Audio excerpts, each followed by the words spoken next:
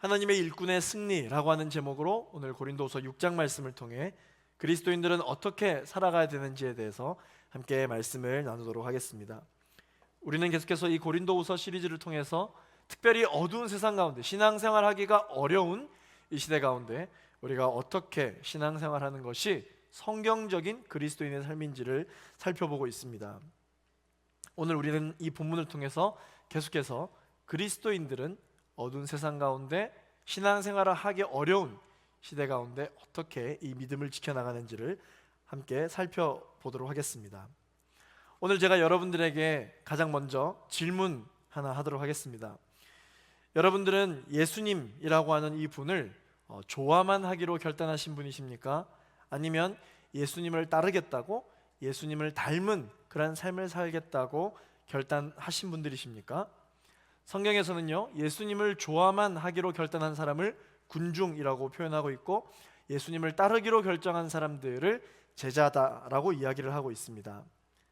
세상 사람들은 그래서 예수님을 따르겠다라고 결단한 사람들을 일컬어 뭐라고 이야기하냐면요, 크리스천이라고 영어로 표현하고 한자로는 기독교인, 그리고 한글로는 그리스도인이라고 말하고 있습니다. 여러분이 만약에 그리스도인, 예수님을 좋아만 할 뿐 아니라 따르겠다고, 예수님 닮은 인생을 살아가겠다고 결정하신 분들이라면요, 제가 다음 말하는 이 두 가지 질문에 아니요 라고 대답할 수 있어야 됩니다. 제가 두 가지 질문을 여러분들에게 드려보겠습니다. 여러분들은 여러분들의 인생을 누군가에게 설명할 때 예수님 없이 여러분들의 인생을 설명하실 수 있습니까? 두 번째 질문입니다. 여러분들의 인생을 계획할 때 기도 없이 여러분들의 인생을 계획하실 수 있나요?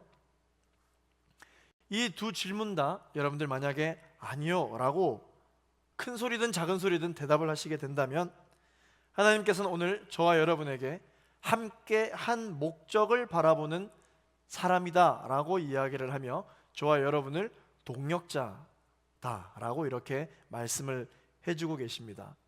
동력자는 무엇입니까? 하나님과 함께 하는 사람들, 하나님과 함께 걸어 나가는 사람들을 뜻하죠. 우리는 살아갈 때 하나님과 이 건강한 동역을 위해서 살아가야 합니다. 이것을 위해서 예수님께서 자신의 목숨을 버리면서까지 이 땅에 오셨죠. 계속해서 그리스도인들은 어떤 사람들인지 본문을 통해 살펴보겠습니다. 오늘 본문 1절 말씀을 같이 한번 읽어보겠습니다. 시작.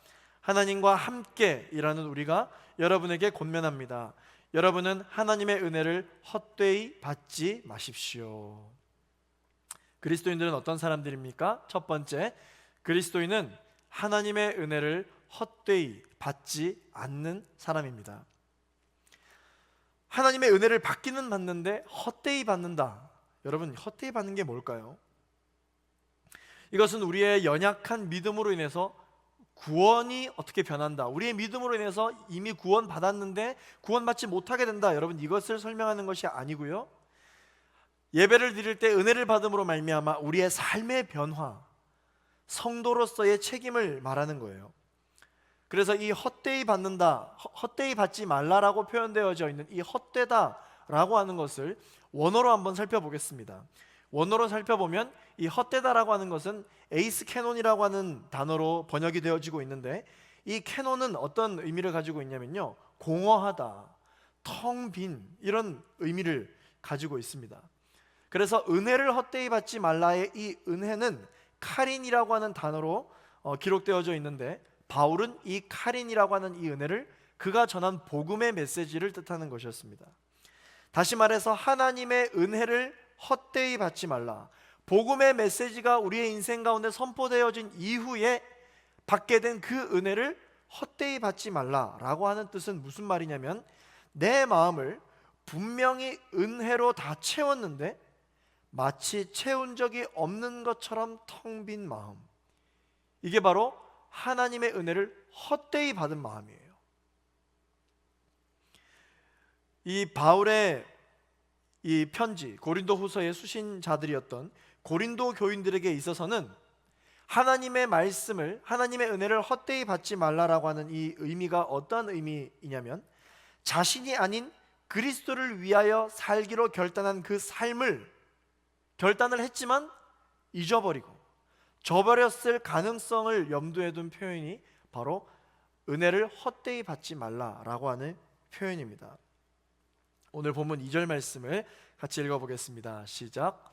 말씀하기를 내가 은혜 베풀 만한 때에 내 말을 들었고 구원의 날에 너를 도왔다 라고 말씀하셨기 때문입니다. 보십시오. 지금은 은혜 받을 만한 때요, 지금은 구원의 날입니다. 자, 오늘 본문 말씀에 보면은 이 큰 따옴표로 표현되어져 있는 말씀이 있습니다. 누가 이렇게 말했다라는 것을 인용했다라는 것이죠. 바울은 이 말씀을 하기 위해서 이사야 49장 8절 말씀을 인용해서 하나님의 은혜가 어떤 특성을 가지고 있는지를 설명하고 있습니다. 이 이사야 49장 8절 말씀은요, 이스라엘 백성들이 언제 바벨론 포로 생활 중에 있을 때, 이 억압된 생활을 하고 있을 바로 그 당시에 하나님께서 선지자 이사야에게 바벨론 포로 생활이 종식될 것이다 라는 의미로 예언 선포해 주신 말씀이 바로 방금 바울이 이 큰 따옴표 안에서 인용된 말씀입니다. 이사야 49장 8절 말씀 우리 같이 한번 볼까요? 시작. 여호와께서 이렇게 말씀하신다. 은혜를 베풀 때 내가 내게 대답했고 구원하는 날에 내가 너를 도왔다. 그러므로 내가 너를 지키고 너를 백성들의 언약으로 삼겠다. 그 땅을 일으켜서 폐허가 된 기업들을 다시 나누고. 아멘. 자, 이 말씀이 언제 나온 말씀이라고요? 그들 가운데 자유가 선포된 때가 아니라 여전히 억압된 생활 가운데 있을 당시에 이사야 선지자를 통해서 하나님께서 주신 말씀입니다. 자, 당시 고린도 교인들 신앙생활하기, 신앙을 바울로부터 전해받은 이 복음 메시지가 너무 좋았지만 그것을 견지해 나가고 지켜나가기 참으로 어려웠고 거짓 교사들이 많았던 그러한 그 상황 가운데 있었던 고린도 교인들, 그리고 이사야 49장의 말씀이 선포될 때처럼 바벨론 포로 생활로 고통 중에 있었던 이스라엘 백성들도, 이 고린도 교인도 이스라엘 백성도 동일하게 기도할 때 선포됐던 것이, 기도할 때 이렇게 기도했을 것입니다. 하나님, 도대체 나에게 은혜는 언제 주어지는 것입니까? 하나님, 나는 도대체 언제 그 은혜를 받을 수 있는 것입니까? 하나님, 저도 예배를 드릴 때, 하나님, 저도 말씀을 볼 때 은혜 받고 싶습니다. 그 은혜가 도대체 언제 주어지는 것입니까? 라고 아마 공통적으로 이야기를 했을 것입니다. 오늘 이 본문 말씀을 읽는 저와 여러분도 다르지 않죠. 더 이상 이전처럼 살고 싶지 않고 다시 한 번 더 일어나고 싶은데, 더 나은 내일을 위해서 도약할 만한 하나님의 은혜를 받고 싶어서 오늘 이 하나님의 전에 나와왔죠. 그래서 이 은혜가 필요한데, 그래서 예배도 드려보고 예배 예약도 해보고 마스크를 끼고 답답하지만, 그리고 온라인이라고 하는 이 한계가 있지만 그럼에도 불구하고 제2포 예배를 함께 드리고 있는 우리 온오프라인 포함해서 우리 300여 명의 우리 제2포 청년들, 여러분들의 바람은 아마 그럴 것입니다. 도대체 언제 그런 강권적인 은혜, 언제 나를 다시 이렇게 세워주실 수 있는 그 은혜를 받을 수 있는 것일까? 질문을 하면서 예배를 아마 드리고 계실 것입니다. 자, 그러면 오늘 이 2절 본문 말씀 가운데 바울이 이야기하는 은혜 받을 만한 때, 이 은혜를 받을 만한 때가 있답니다. 이 때가 도대체 언제냐 우리가 함께 살펴보기를 원하는데요, 이 은혜를 받을 만한 때를 영어 본문으로 살펴보면 well이라고 하는 접두사가 붙어있는 단어로 기록되어지고 있습니다. 그래서 직역하면 이 은혜를 받을 만한 때야말로 은혜가 잘 받아들여지는 때를 뜻하는 것이죠. 그러니까 은혜 많이 받은 날을 뜻하는 것입니다. 도대체 이 때가 언제이냐라는 것을 바울이 설명을 하고 있죠. 그래서 이것을 직역하고 우리가 적용하는 의미로 계속해서 해석을 해보면, 바울이 이야기했던, 그래서 우리 성경에 기록되어져 있는 이 은혜를 받을 만한 때라고 하는 말은 이 웰이라고 하는 단어로 번역해보면 은혜를 많이 받는 날이라고 하는 뜻이고, 또한 이 은혜를 많이 받는 날은 즉시 바로 구원의 날이다라고 바울은 소개하고 있고, 이 구원의 날은 결국 그럼 언제냐라고 하는 이 시기에 대해서 바울은 바로 지금이다라고 이야기를 하고 있습니다. 어떻게 지금인가? 왜 지금 은혜를 받을 만한 때요, 은혜를 많이 받는 날이요, 내가 다시 한번 일어날 수 있는 구원의 날인가? 왜일까요? 하나님께서 오늘 예배를 통해서 저와 여러분과 화목하기를 원하시고, 그 화목하기를 위해서 이미 모든 준비를 다 갖추고 계시기 때문입니다.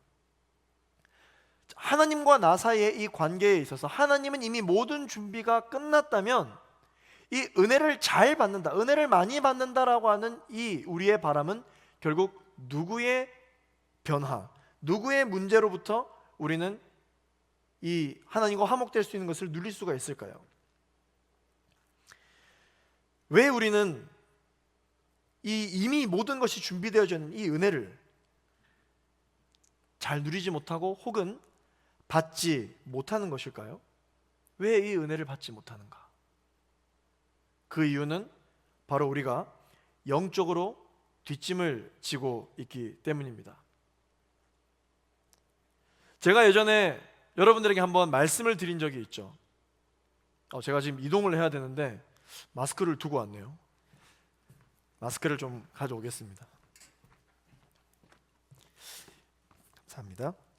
예전에 제가 여러분들에게 말씀을 드린 적이 있습니다. 소리가 약간 울리지만, 이미 모든 하나님의 은혜가 여러분들에게 다 준비되어져 있다면 우리는 그 은혜를 받으려면 우리에게 필요한 것이 뭐라고 제가 예전에 한번 예화를 들려드렸었는데요. 그게 무엇일까요? 뒷짐을 지고 있으면 모든 은혜가 다 준비되어져 있어도 그걸 받지 못합니다. 예를 들어서 제가 오늘 싱어로 우리 헌신해 주신 우리 김혁중 형제님, 또 그룹장님으로 섬기시고 계신데, 제가 이분에게 오늘 드릴 좋은 선물을 준비했다고 한번 생각해 보세요.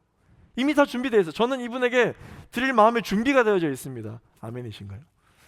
네, 거기 아멘 하셨네요. 다 준비가 되어져 있습니다. 그러나 혁중 형제님이 뒷짐을 지고 그냥 기뻐만 한다면 그 선물은 혁중 형제님의 것이 될 수 있습니까?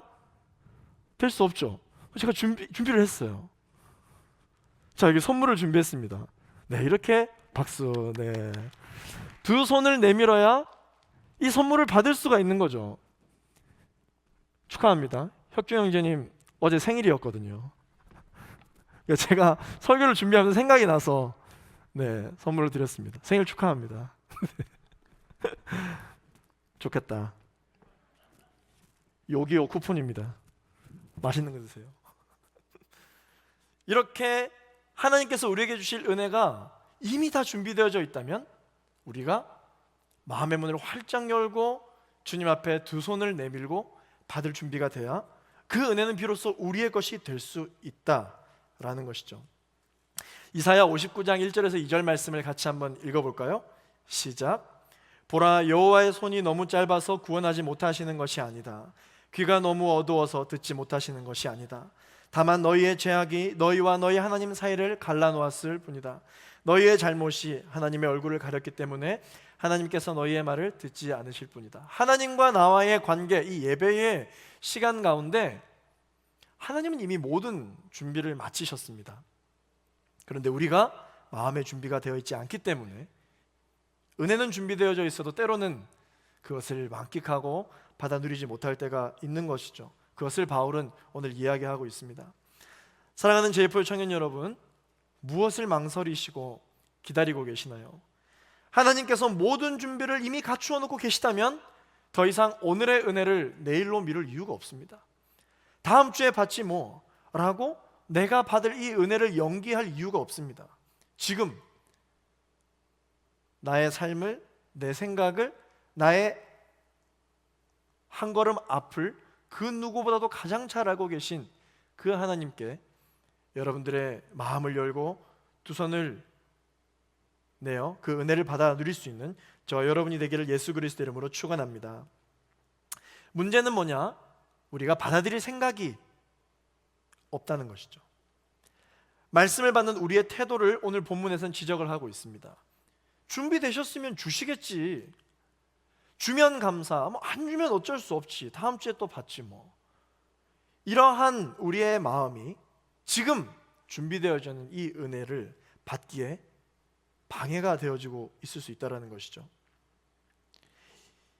그렇기 때문에 다음 주에 내일 상황에 따라 하나님이 강권적으로 주실 바로 그때 받는 게 아니라 오늘 이미 우리의 삶에 준비되어져 있는 그 은혜를 반드시 받아야 하는 줄로 믿습니다.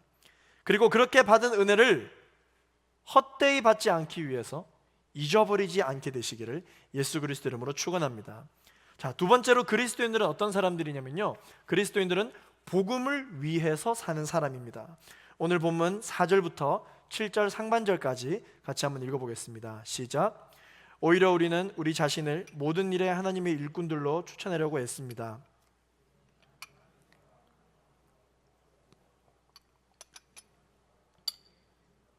난동과 수고와 자지 못함과 배고픔 가운데 하나님의 일꾼들로 지냅니다. 또한 우리는 순결함과 지식과 오래 참음과 친절함과 성령과 거짓 없는 사랑과 진리의 말씀과 하나님의 능력으로 일합니다. 아멘. 그리스도인들은 어떤 사람들이냐면요, 예수님을 믿는다는 이유로 세상 속에서 다음과 같은 어려움이 찾아올 수 있는 사람들입니다. 바울이 어떻게 구분해서 이야기를 하고 있냐면요, 인내, 환난, 궁핍, 곤란, 매맞음, 감옥에 갇히는 것, 난동, 수고로움, 자지 못함, 먹지 못함, 이러한 것들이 예수님을 믿는다는 이유로 그리스도인들이라면 받을 수 있는 어려움이다라고 이야기를 하고 있죠. 그러나 이러한 어려움을 그리스도인들만이 극복할 수 있는 방법이 있는데 그 방법을 오늘 함께 소개하고 있습니다. 그것이 무엇이냐면 순결함, 하나님을 아는 지식, 오래 참음, 친절함, 성령 충만함, 거짓 없는 사랑, 진리의 말씀, 하나님의 능력이다 라고 오늘 본문 가운데 소개를 하고 있죠. 이것은 바로 뭐냐면 복음을 위해 받는 고난이고 복음을 위해 이겨내는 능력입니다. 이 두 가지를 동시에 바울은 소개하고 있습니다. 그리스도인들의 삶은요, 한마디로 말해서 영적 전투와 같은 삶이에요. 이 싸움을 하기 싫으면 두 가지 방법이 있죠. 무엇이냐면요, 원수에게 항복하거나 아니면 원수를 소멸시키는 이 두 가지 방법이 있습니다. 복음을 위해서 여러분들이 만약에 살기를 원한다면 다음을 해야 합니다. 세상의 성공의 유혹을 받지 않고 하나님에 대한 신앙을 지켜내야 하죠. 지켜내야 합니다. 지켜내야 합니다. 정의와 공의가 사라진 이 세상, 정의로움을 이야기했다가 오히려 놀림을 받을 수 있는 이 세상에, 또한 인본주의적인 세상, 이 세상에 우리는 어떠한 삶을 사는 사람들이냐면요, 공의로우신 하나님을 소개하는 사람들입니다. 인본주의적인 사람이 근본인 이 삶에 하나님이 근본 되시는 삶을 살아야 한다라는 복음을 제시하는 사람들이 바로 저와 여러분이라는 것이죠. 그렇기 때문에 쉽지 않습니다. 전쟁은 우리가 경험을 해보진 않았지만 이 전쟁이라고 하는 것, 이 전투라고 하는 것은요, 이긴 아군에게도 피해가 있습니다. 적을 뿐인 것이죠. 모두, 아군과 적군 모두가 몸이 상하고 피곤하고 수고로움이 있는 것, 이것이 바로 전투예요. 세상에서 흔들리지 않는 믿음을 지켜야 할 뿐만 아니라 이 복음을 소개하는 방법을 그리스도인들은 어떻게 하려고 몸부림을 칩니까? 우리가 가진 문화와 그리고 우리가 전공했던 학문들 속에서, 그리고 우리가 지금 몸담고 있는 이 직업 속에서 어떻게 해서든지 이 복음과 연결시키기 위한 노력, 이러한 고민, 이것이 바로 인생의 계획을 가지고 있는 사람, 그 그리스도인들이 바로 영적 전투와 같은 삶을 살아가고 있는 것입니다. 이게 가능하려면 여러분 그리스도인들이라면 어떻게 해야 될까요? 기도가 없이 가능할까요? 하나님의 비전이 무엇일까? 하나님 나를 왜 부르셨을까? 라고 하는 이 고민과 생각함 없이 과연 이 비전이 우리의 삶 가운데 이루어질 수가 있을까요? 하루아침에 갑자기 이 모든 것이 가능하다는 것은 오히려 우리가 다시 한번 생각해 봐야 되지 않을까요? 제가 설교 초반에 저와 여러분에게 스스로에게 질문을 했던 것처럼 그리스도인들은 어떤 사람들이냐면요, 기도 없이 우리의 삶을 계획할 수 없는 사람들입니다. 왜? 이러한 영적 전투와 같은 현장이 우리의 삶을 사로잡고 있기 때문이죠. 우리는 혹시 예수 없이는 나를 다 설명할 수 없는 인생을 살고 싶어 하면서도 기도하지 않고 기도 없이 우리의 인생과 비전을 계획하고 있지는 않는지 오늘 이 예배 가운데 우리가 돌아보기를 원합니다. 그리스도인은 복음을 위해서 사는 사람들이에요. 세 번째, 그리스도인들은 어떤 사람들이냐면요, 그리스도인은 전투 가운데 무기를 가지고 있는데 어떤 무기를 가지고 있느냐? 의의 무기를 가진 군사들입니다. 7절 하반절에서부터 우리 8절 상반절까지만 같이 한번 읽어보겠습니다. 시작. 또 우리는 오른손과 왼손에 의의 무기를 들고 영광과 모욕, 비난과 칭찬을 동시에 겪으며 일합니다. 그리스도인들이 영적 전투를 하면요 반드시 무기가 필요합니다. 자, 그런데 여러분 이 무기가 왜 필요하냐면요 꼭 기억하십시오. 공격하기 위한 무기가 아니라 방어를 하기 위한 무기입니다. 지켜내기 위한 무기예요. 무엇을? 하나님으로부터 벗어나지 않기 위한, 나를 지키기 위한 무기인 것이죠. 왜 무기가 필요한가? 왜 방어를 해야 하는가? 지금이 은혜 받을 만한 때요, 지금이 구원의 날이라면, 그래서 우리가 은혜를 받기 직전이라면, 그래서 우리가 하나님의 함께 하심과 그 동역함으로 인하여 일어나기 일보 직전이라면 지금 비상사태가 벌어진 세력이 따로 있기 때문입니다. 바로 흑암의 세력들, 우리를 어떻게 해서든지 넘어뜨리려고 하는, 집어삼키려고 하는, 일어나지 못하게 만들려고 호시탐탐 저와 여러분을 노리고 있는 세력이 있기 때문에 우리를 지킬 수 있어야 하는 무기가 필요한 거죠. 이러한 원수의 세력이 없다면 무기도 필요 없습니다. 바울은 그리스도인들이 이 세상 속에서 자신의 믿음을 지킬 무기가 있는데 그것은 바로 의다라고 이야기를 하고 있습니다. 이 의의 무기에는요 특징이 있습니다. 그것이 어떤 특징이냐면요, 바로 오른손과 왼손으로 드는 이 두 가지 방향성을 동시에 갖고 있다라고 하는 그러한 뜻이에요. 그래서 우리가 이 무기를 들고 세상을 향해 나아갈 때 상황에 따라서 오른손으로 휘둘러야 할 때가 있고 왼손으로 휘둘러야 할 때가 있는 것이죠. 그렇게 쓰는 거예요. 이 무기는 이렇게 양면성이 있는데, 이 양면성이 무엇이냐면 바울은 이렇게 소개합니다. 영광과 모욕, 비난과 칭찬, 이것을 동시에 들고 있는 양면성을 가진 무기다라고 이야기를 하고 있습니다. 이 무기가 어떤 무기인지 이 특징을 알고 사용하는 것과 모르고 사용하는 것은 완전히 그 사용법이 틀리겠죠. 그리고 원수를 향해 데미지를 입히는 것 또한 굉장한 큰 차이가 있습니다. 그리스도인들은 어떤 사람들이냐면요, 복음을 전하는 일에 대하여 영광을 받을 뿐만 아니라 모욕도 있다는 것을 아는 사람들입니다. 그래서 그리스도인은 영광과 모욕을 다 같이 받아들일 자세가 되어 있는 사람들입니다. 또한 그리스도인들은 어떤 사람들이냐면요, 비난과 칭찬이 동시에 경험되어지는 사람들입니다. 그리고 그것을 알고 각오가 되어 있는 사람들입니다. 그게 바로 그리스도인이라고 오늘 바울은 이야기를 하고 있죠. 그런데 왜요? 하나만 하면 되지 왜 두 개를 동시에, 그것도 이렇게 대조되는 것들을 동시에 겪어야만 할까요? 그리스도인이 아니라면, 내가 애초에 예수님을 몰랐다면 과연 내가 영광과 모욕, 비난과 칭찬을 다 컨트롤해야 했을까요? 아니었겠죠. 그럼 왜 그리스도인들만 그래야 할까요? 불공평해 보입니다. 왜 우리는 그런 좁은 삶을, 좁은 길을 사는 삶을 살아야 할까요? 계속해서 이야기합니다. 그 이유는 원수가 있기 때문입니다. 적이 있기 때문이에요. 우리가 하나님 편에 서 있기 때문입니다. 적 편에 서게 되면 무기를 쓸 일이 없죠. 그러나 우리가 하나님 편에 서 있기 때문에 우리를 지켜야 하는, 우리를 공격하려고 하는 그 원수 세력들로부터 우리를 지켜내야 하기 때문에 이 무기가 있어야 되는 것입니다. 그러나 결국 이 치열한 전투가 끝난 심판날, 우리가 어디에 소속되어 있느냐에 따라서, 우리가 어느 편에 서 있느냐에 따라서 우리의 결과는 천국과 지옥이라는 극명한 전리품을 받게 된다는 것이죠. 마음이 무거우시죠? 사랑하는 제이프의 청년 여러분, 여러분들의 신앙생활을 정말 응원합니다.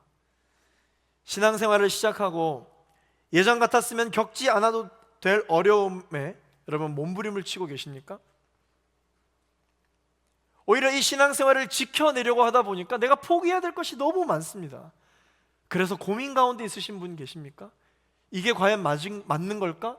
혹시 타협은 아닐까? 하나님이 정말 기뻐하시는 게 맞을까? 이러한 고민으로 인하여 몸부림치고 계신 청년분들 계십니까? 여러분, 제가 확신하건대 여러분 옳은 길을 가고 계신 것입니다. 여러분 잘 살고 있는 것입니다. 여러분들 그러한 상황 가운데 있다라고 하는 것은 여러분들 아군과 적군이 대립하고 있는 이 전쟁터 안에 있다라는 것입니다. 여러분들이 그러한 고민이 시작되고 그러한 고민을 가지고 기도하기 시작하고 예수님의 이름만을 가지고서 여러분들의 인생을 설명할 수 있는 그러한 삶을 살아가기 시작하신다면 누가 더 불안하고 누가 더 두려워하고 누가 더 비상사태 가운데 있는지 아십니까? 사탄, 흑암의 세력들이에요. 흑암의 세력들이 지금 비상입니다. 누구 때문에? 여러분 때문에 비상입니다. 그래서 여러분들을 더 두렵게 만들기 위해서, 여러분들을 포기하게 만들기 위해서 본인이 가지고 있는 더 강력한 무기, 더 강력한 공격 전략을 가지고 여러분들에게 또 공격해 오겠죠. 그러나 여러분, 이 싸움이 한번 시작되고 나면 결과는 뻔합니다. 하나님이 이기게 되어 있습니다. 그래서 이 사탄은 여러분들이 시작만 하려고 하면 그 시작을 못하게 하려고 하는 것입니다. 왜냐? 시작만 하고 나면 게임 끝이거든요. 그리스도인들이 들고 있는 이 의의 무기는 무엇을 뜻하느냐? 바로 예수 그리스도를 뜻합니다. 모든 이름 위에 뛰어난 이름, 예수는 주, 예수는 주. 모두 무릎 꿇고 경배를 드리세, 예수는 만유의 주님. 이 예수 그리스도의 이름만 들면은 다 도망가게 되어 있어요. 마치 빛을 들면 어둠이 빛에 대하여 대항 한번 해보지 못하고 물러가는 것처럼 의의 무기에 있어서 이 의는 예수 그리스도를 뜻하는 것입니다. 그래서 사탄은 의의 무기가 내 삶 바로 옆에 있다 할지라도 그 무기를 들려고 하면은 그때부터 비상인 거예요. 들려고 하는 그 순간 여러분들 더 어렵게 만듭니다. 더 공경에 처하게 만듭니다. 그러나 드는 순간 그때부터는 게임 끝이에요. 신기하고 제가 재밌는 것을 하나 소개해드리겠습니다. 한자를 만들 때 왜 이렇게 만들었는지 전 잘 모르겠지만, 그 역사적인 의미가 왜 그런지는 잘 모르겠지만, 이 의의 무기 할 때 이 의자 있잖아요. 오를 의자. 이 의자가 굉장히 이게 흥미롭습니다. 의자를 보시면요, 오를 의, 여러분들 봤을 때 왼쪽에 있는 한자죠. 이 오를 의가 보면은요, 두 가지 한자가 합성되어 있는 것입니다. 아마 많이 들어보신 분들도 있으실 거예요. 이 밑에 있는 한자가 뭡니까? 나, 아자잖아요. 나 자신을 뜻하는 것입니다. 나 위에 뭐가 있어요? 저희 양자예요. 양자. 양을 뜻하는 것입니다.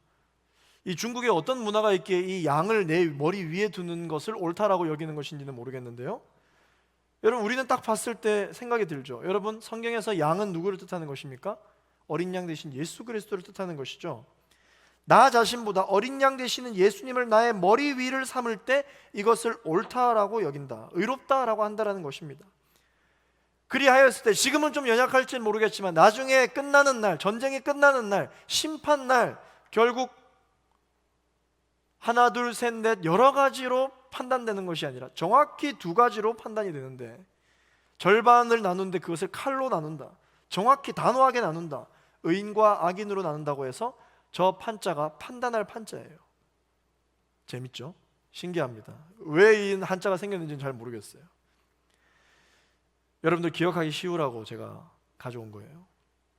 여기에 한자에 막 신비성이 있고, 여러분 중국이 원래 크리스찬이었고 너무 그렇게 과장 해석하시지 마시길 바래요.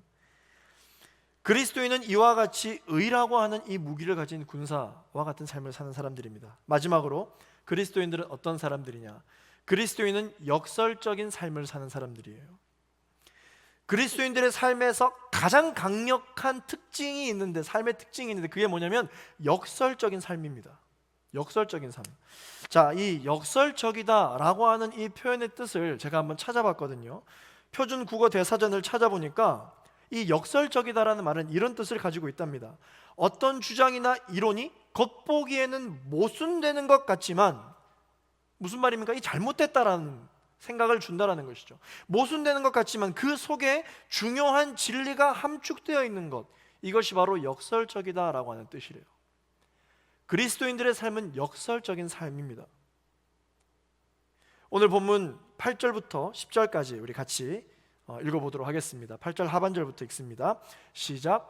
영광과 모욕, 비난과 칭찬을 동시에 겪으며 일합니다. 우리는 속이는 사람 같으나 진실하고, 무명한 사람 같으나 유명하고, 죽은 사람 같으나 보십시오 살아 있습니다. 우리가 징벌을 받는 사람 같으나 죽임을 당하지 않고, 근심하는 사람 같으나 항상 기뻐하고, 가난한 사람 같으나 많은 사람을 부유하게 합니다. 아무것도 없는 사람 같으나 모든 것을 가진 사람입니다. 할렐루야. 그리스도인들의 삶이 이와 같은 삶이래요. 뭐 때문에? 모든 이름 위에 뛰어나신 예수 그리스도, 그 이름 때문에 얻게 되는 것은 바로 이 모순적인 현상이고, 이 모순적인 현상, 이 역설적인 삶이 우리 그리스도인들에게는 능력이 된다는 것입니다. 그리스도인들은요, 가장 보잘것없는 사람 같아도 그들을 바라보면 늘 생명이 넘치는 사람들입니다. 화려하지는 않지만 빛나는 아름다움이 그들 가운데 있습니다. 유명하진 않지만 흔들림이 없는 신실함이 그들 가운데 있습니다.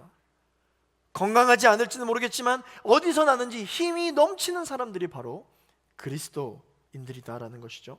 그래서 그리스도인들을 보고 강한 사람이다 라고 이야기를 합니다. 무엇이 강한가? 그들의 영혼이 강한 사람인 것이죠. 소유하고 있는 것이 없다 할지라도 사람을 기쁘게 할 수 있는 사람, 내가 가진 것이 많이 없다 할지라도 사람에게 감동을 줄 수 있는 사람, 어둠을 생각하고 있는 많은 사람들에게 빛을 소개하고 생명을 얻게 하고 은혜를 받게 하는 사람, 바로 그리스도인입니다. 그런 사람과 함께 한다면, 나는 비록 하나님에서 잘 모르지만 그러한 말로 표현할 수 없는 역설적이지만 생명의 하나님을 누리는 삶을 살아가고 있는 그 사람과 만약에 누군가 함께하고 있다면, 모든 것이 불리한 상황으로 벌어지고 있는 이 상황 가운데서도 그 사람과 함께하면 무언가 역설적인 일들이 일어날 수 있을 것만 같은 것, 그게 그리스도인들입니다. 야, 어떻게 이런 삶이 내 삶 가운데 가능할까? 모세를 보십시오. 하나님 말씀만 믿고 이스라엘 백성들을 출입을 시켰습니다. 모세가 한 건 순종이에요.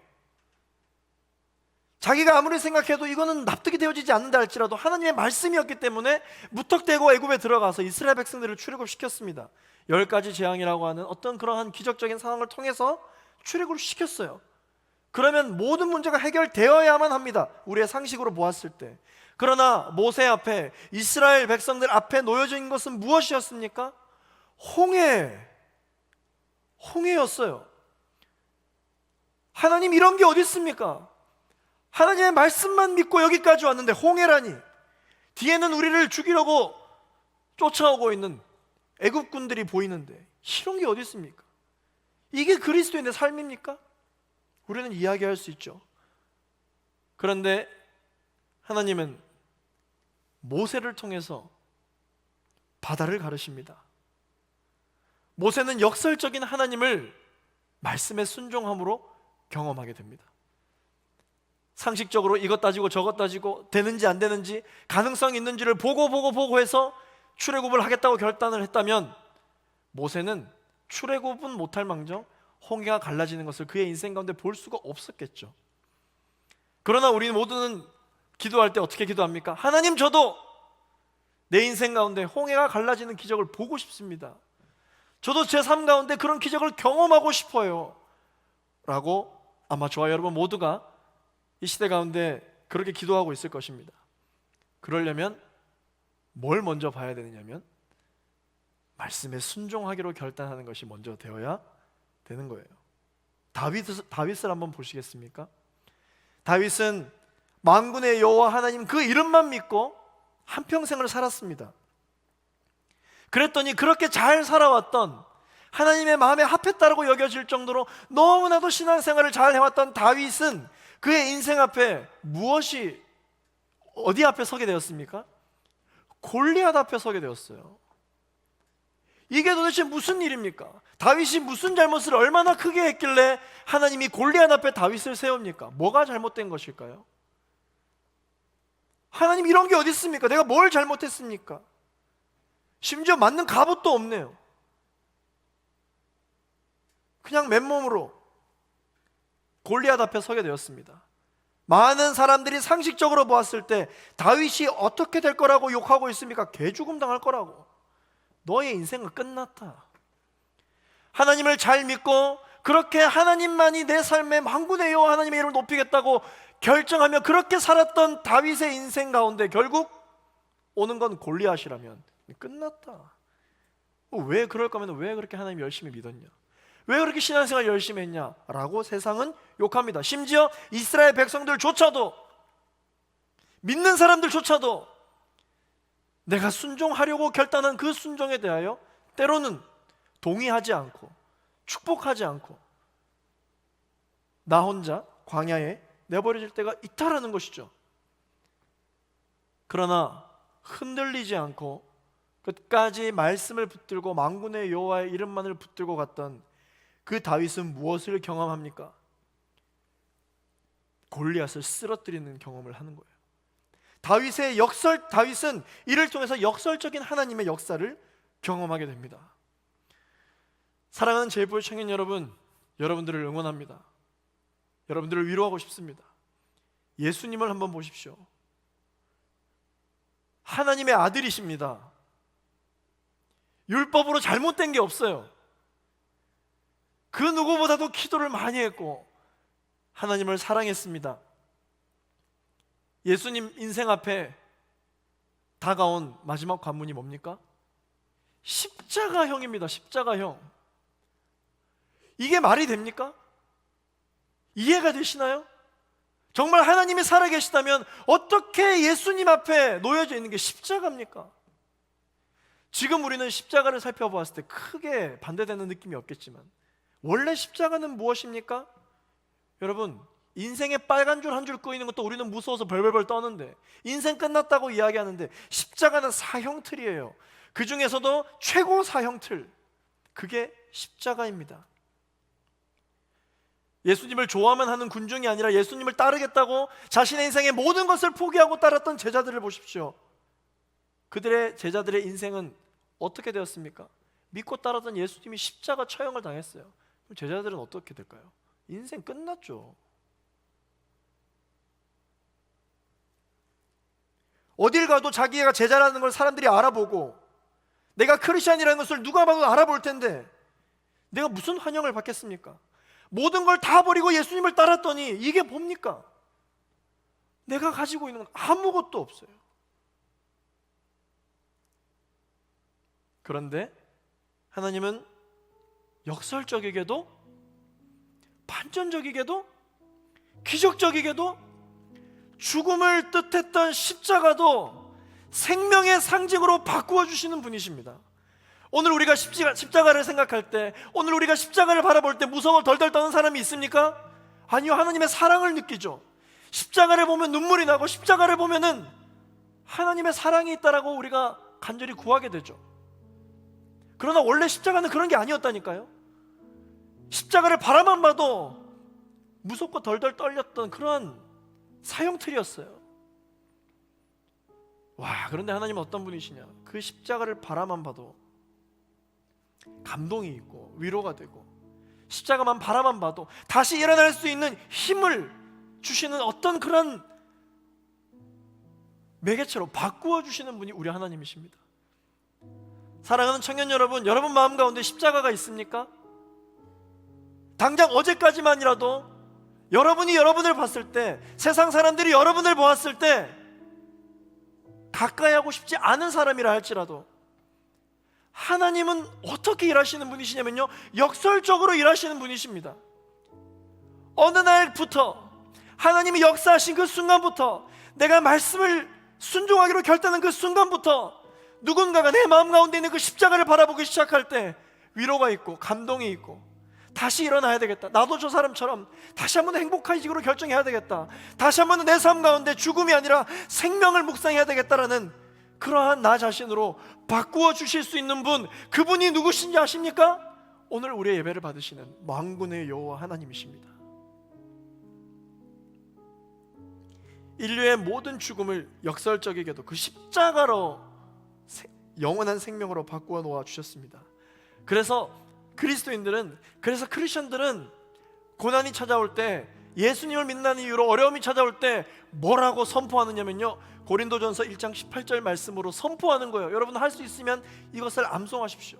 같이 한번 읽어보겠습니다. 고린도전서 1장 18절 말씀을 함께 큰 목소리로 선포하겠습니다. 시작. 십자가의 도가 멸망하는 자들에게는 미련한 것이요 구원을 받는 우리에게는 하나님의 능력이라. 할렐루야. 십자가, 모든 사람이 조롱할 수 있습니다. 모든 사람이 미련한 것이라고 욕할 수 있습니다. 그러나 우리에게는 그 십자가가 능력이라는 것이죠. 말씀을 맺겠습니다. 그리스도인들은 여러분 어떤 사람들입니까? 그리스도인들은요, 낯선 삶을 사는 사람들이에요. 자연스럽지 않습니다. 세상 사람들이 추구할 수 없는 삶이 그리스도인들의 삶입니다. 전혀 이해할 수 없는 삶이 그리스도인들의 삶입니다. 그리스도인들은 어떤 사람들이냐면요, 이 세상에서 거침없이 역설을 사는 사람들이에요.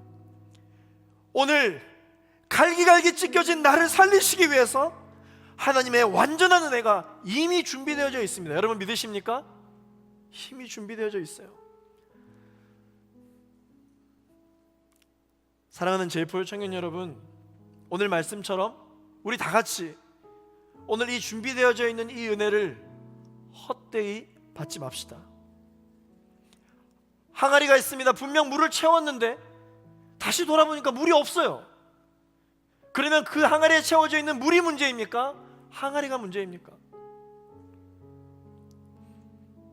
빨리 항아리를 고치지 않으면, 빨리 그릇을 메우지 않으면 결국은 계속해서 부어진 그 물조차도 말라버려서 쩍쩍 갈라져 버리고 완전히 깨 부서지고 말 것입니다. 여러분, 여러분은 무엇을 위해서 인생을 계획하고 오늘 하루를 그렇게 열심으로 버티며 살고 계십니까? 무엇을 위해서? 무엇을 위해서 성공하고 싶으신 거예요? 무엇을 위해서 그토록 결혼하고 싶으신 거예요? 무엇을 위해서 그토록 몸부림을 치고 계신 겁니까? 오늘 바울의 고백처럼 저는 제이포의 담당 교육자로서 우리 청년들에게 도전합니다. 복음을 위해서, 예수 그리스도를 위해서, 없어져 버릴 것이 아니라 영원한 것을 위해서 우리의 인생을 던지는 우리 모두가 되기를 예수 그리스도 이름으로 축원합니다. 그런데 여러분 기억하십시오. 우리를 넘어뜨리려는 적들이 있어요. 우리가 다시 일어서려고만 하면 모든 회의가 비상소집이 돼서 우리를 넘어뜨리려 가는 엄청난 전략을 짜는 세력이 있다는 것을 꼭 기억하시기를 바라겠습니다. 우리 자신을 지키기 위해서 무기를 들어야 됩니다. 어떤 무기? 의의 무기를 들어야 합니다. 나보다 예수님을 더 우선시하는, 그래서 그것을 옳다라고 칭해 주시는 의의 무기, 이 무기를 들기만 하면 게임 끝이에요. 그러면 우리 삶 가운데 어떤 삶이 벌어지냐면요, 어떤 현상이 일어나냐면요, 참 역설적이게도 모든 것을 물리치는 능력이 우리의 삶에 펼쳐지게 됩니다. 이것이 바로 십자가의 능력이요, 저와 여러분들이 그토록 얻기를 원하는 하나님의 은혜입니다. 여러분, 여러분들의 신앙을 응원합니다. 여러분들의 신앙생활에 도전을 주기를 원하고 격려하기를 원합니다. 여러분들의 하루를, 여러분들의 일주일을, 여러분들의 인생을 예수님 없이 설명할 수 있나요? 여러분들의 삶을, 여러분들의 인생을 기도 없이 계획하실 수 있습니까? 의심하지 말고, 흔들리지 말고, 십자가의 그 능력을 붙들고 나아갈 수 있는 저와 여러분이 되기를 예수 그리스도 이름으로 축원합니다. 결국 우리는 저 어둠 권세 깨트리고 승리를 만끽하게 될 것입니다. 그러나 그 출발점이 좀 다릅니다. 우리는, 사랑하는 제이포유 동력자 여러분, 사랑하고 축복합니다. 여러분들의 삶 가운데 오늘 말씀처럼 그리스도인으로서 누리게 되는 하나님의 승리를 경험하여 누가 물어보지 않아도 그 승리에 감동되어 그 승리에 만끽하여 하나님의 살아계심을 나타낼 수 있는 저와 여러분이 되기를 예수 그리스도 이름으로 축원합니다. 여러분들이 만약에 골리앗을 물리쳤다고 생각해 보세요. 여러분들을 통해서 홍해가 갈라졌다고 생각해 보세요. 누가 여러분들에게 묻지 않아도 여러분들은 그리스도를 소개하게 되어 있어요. 여러분들은 하나님의 은혜를 소개하게 되어 있어요. 많은 사람들에게. 저는 기대가 됩니다. 여러분들의 인생 가운데 그러한 삶을 살게 돼서 순모임 안에서 여러분들의 가족들에게, 여러분들의 친구들에게, 여러분들의 직장 사람들에게 소개하는 그 장면이 너무 기대가 되고, 그것을 위해서, 여러분들을 위해서 계속해서 기도하겠습니다. 함께 이 시간 우리 말씀을 기억하며 기도하기를 원합니다. 오늘 바울의 고백을 통해서 우리는 한 가지 알게 된 것이 있습니다. 그것이 무엇이냐면, 우리가 붙들기를 원했던 그 십자가는 세상 사람들이 볼 때 미련한 것이다 라는 거예요. 세상 사람들이 볼 때 나도 그 십자가 받고 싶다 라고 이야기하지 않는다는 것입니다. 그러나 우리는 그 십자가를 붙들고 살겠다고 결단한 사람들이라면 우리의 출발점은 다르다라는 것이고, 우리가 그 출발점을 강하고 담대한 마음으로 나아가려고 할 때 가만 내버려둬도 모자랄 판에 우리를 무너뜨리려는 흑암의 세력들, 적이 우리에게 있다는 것입니다. 그것을 우리는 오늘 알았습니다. 그러므로 우리를 넘어뜨리려고 하는 이 상황으로 인하여서 우리가 이것을 정확하게 알고 있다면 흔들리지 않게 되겠죠. 오히려 그러한 시험과 어려움이 있을 때, 적이 나타났을 때, 와라, 내가 하나님 앞에 담대히 나아가고 있다는 뜻이구나 라고 오히려 선포하며 나아갈 수 있게 되는 줄로 믿습니다. 우리 그렇게 그냥 형식적으로 말고, 우리 보통 설교 끝나고 찬양하고 기도하는 시간에 결단하시는 분들 자리에서 일어나라고 하는데 습관처럼 일어나잖아요. 그러나 그렇게 일어나지 마시고 모두 눈을 감으시고, 여러분들 오늘 다시 한번 세상 사람들에게는 미련한 것이지만 나에게 능력이 되는 십자가를 붙들겠다고 결단하기를 원하시는 분들, 함께 이 시간 우리 자리에 일어나셔서 우리의 삶을 주님 앞에 내어드리고 기도하며 나아가게 되기를 원합니다. 하나님 아버지, 하나님께서 우리의 삶 가운데 부어주시는 하나님의 은혜를 헛되이 받지 않게 하여 주시옵소서. 하나님, 그리스도인들은 의의 무기를 가지고 영적 전쟁을 행하며 싸우는 군사들이라고 말씀하셨습니다. 의심하지 않게 하여 주시고 흔들리지 않게 하여 주시고, 하나님께서 주신 의의 무기를 들고 승리를 선포하며 나아갈 수 있는 하나님의 사람들이 되게 하여 주시옵소서.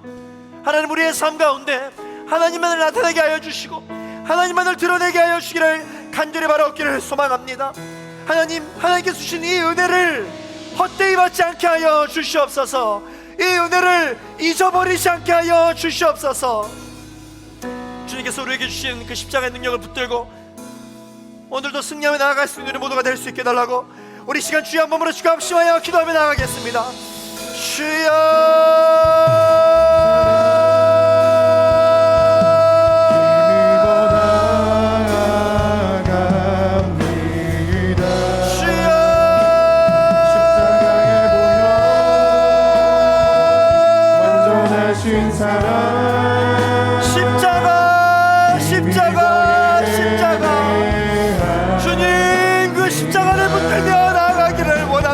십자가에 보여 흔들리지 않게 하여 주옵소서. 믿음을 잃어버리지 않게 하여 주시옵소서. 주님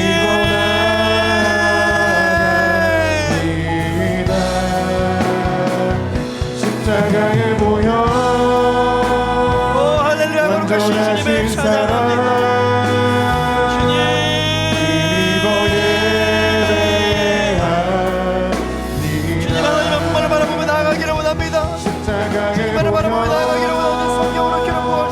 하나님만을 바라보게 하여 주시옵소서. 주님만을 높여드리기를 원하오니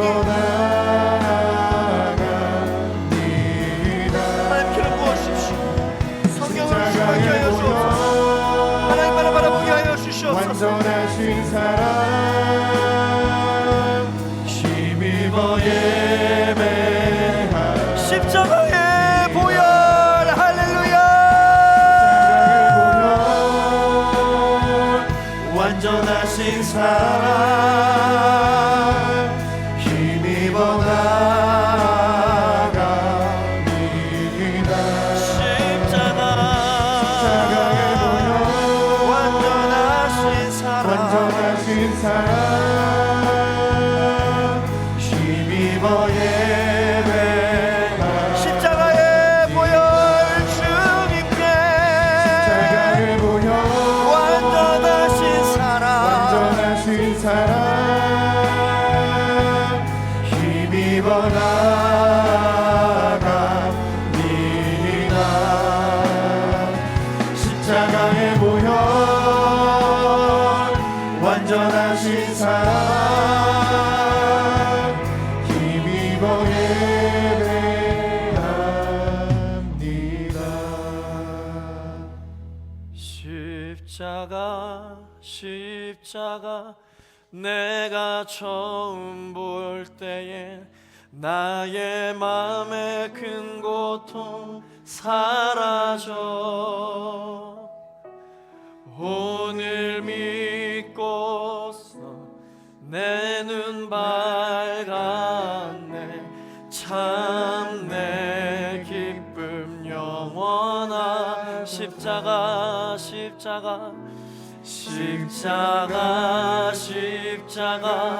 내가 처음 나의 맘에 큰 고통 사라져 큰 고통 사라져 오늘 믿고서 내 눈 밝았네 오늘 믿고서 내 눈 밝았네 참 내 기쁨 영원한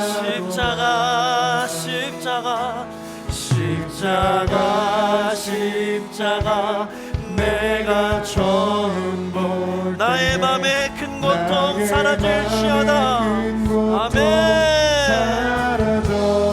오늘 믿고서 내 눈 밝았네 믿고서 내 눈 밝았네 참 내 기쁨 우리 시간 두 손 높이 들고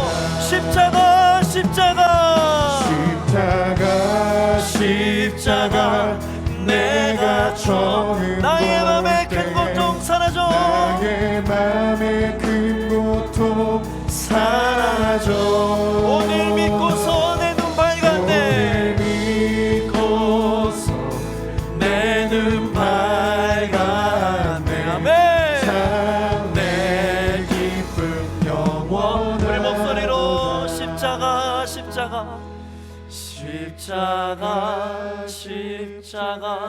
내가 처음 볼 때에 나의 맘에 큰 고통 사라져 오늘 믿고서 내 눈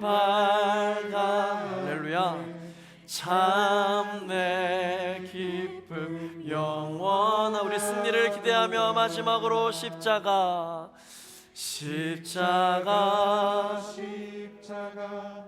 내가 처음 볼 때에 나의 맘의 큰 고통 사라져. 아멘. 오늘 믿고서 내 눈 밝았네. 참 내 기쁨 영원하도다. 오늘 우리의 깨어진 이 마음 가운데서 다시 우리를 살리시기로 작정하시고 우리에게 새 은혜를 허락해 주신 하나님께, 우리에게 승리를 주신 하나님께 우리 기대하는 마음을 담아 우리 감사의 영광의 박수를 주님 앞에 올려드리며 나아가겠습니다. 할렐루야. 주님, 새해를 행하여 주시옵소서. 하나님, 연약한 우리의 삶 가운데, 나의 깨어져 있는 이 마음 가운데 하나님 새해를 행하여 주시옵소서. 만군의 여호와 하나님 아버지, 그 이름만을 붙들고 나아갑니다. 하나님, 나의 삶 가운데 새해를 행하여 주시옵소서. 할렐루야. 주님을 찬양합니다. 아멘, 아멘, 아멘, 아멘, 아멘. 주님 감사합니다. 하나님, 하나님의 이름을 높여드립니다. 나의 인생을 돌아보면 연약하고 질그릇과 같이 깨어질 수밖에 없는 아슬아슬한 그러한 인생을 살아가는 것이 우리의 삶임을 주님 솔직하게 인정하고 고백하며 나아갑니다. 그런 하나님 아버지, 그 질그릇을 만드신 토기장이 또한 우리 하나님이시오니, 하나님, 나의 찢기고 상한 마음 회복시켜 주시옵소서. 하나님, 다시 한 번 더 일어서고자 오늘 마음을 먹기로 결단하오니, 하나님, 나의 코에 생기를 불어넣어 주시옵소서.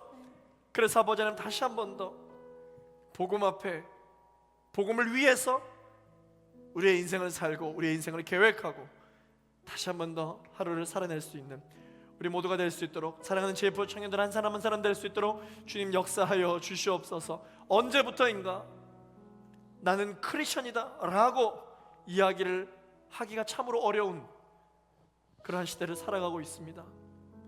이와 같을 때 주님, 우리가 어떻게 해야 하겠습니까? 내 인생은, 나라는 사람은 예수님 없이는 설명할 수가 없는데, 나라는 인생은 예수님이 없이는 설명할 수가 없는 인생인데 이를 어찌하면 좋은가?